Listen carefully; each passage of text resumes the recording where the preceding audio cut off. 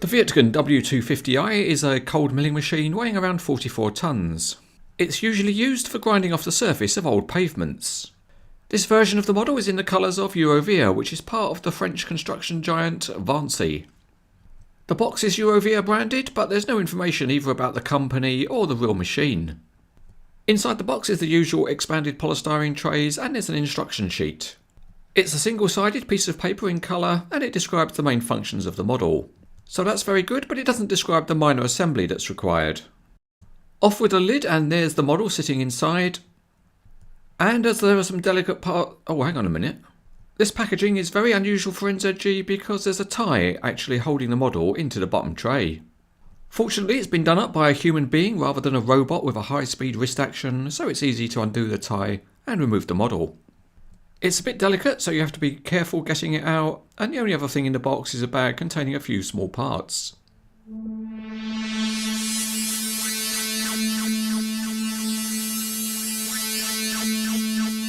The model has a roof which can be lowered for transport, and to facilitate this, the seat headrests are removable. They are supplied separately in the small bag of parts, so once the roof is opened up, the fun job is to try and fit the headrests on. Now at this point we do need to give a warning to say that this kind of operation is unsuitable for anybody with fingers and thumbs the size of salami sausages.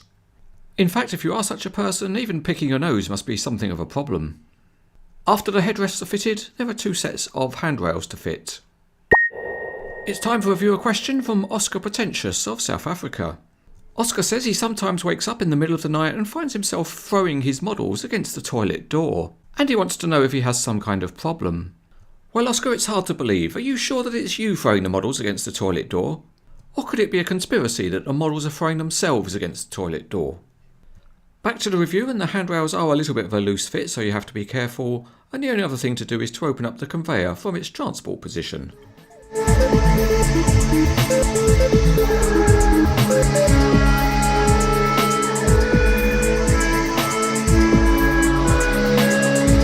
Looking underneath, the detail is really good. You can see the conveyor belt, and the picks on the milling drum are all individually painted. The track assemblies are very good too, and the metal tracks are coloured just like they are on the real machine. The skirts on the milling drum are also nicely detailed with bolt head details and graphics. At the back, the grills and exhausts look convincing, and the Eurovia graphics are sharp. The top of the engine cover also looks realistic with its see-through grills.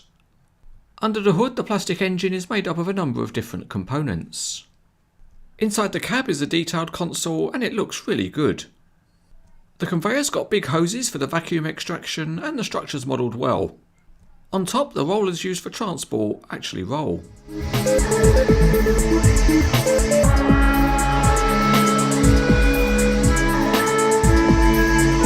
Starting underneath, the heavy milling drum rolls really nicely, and the protection skirts all around it are adjustable.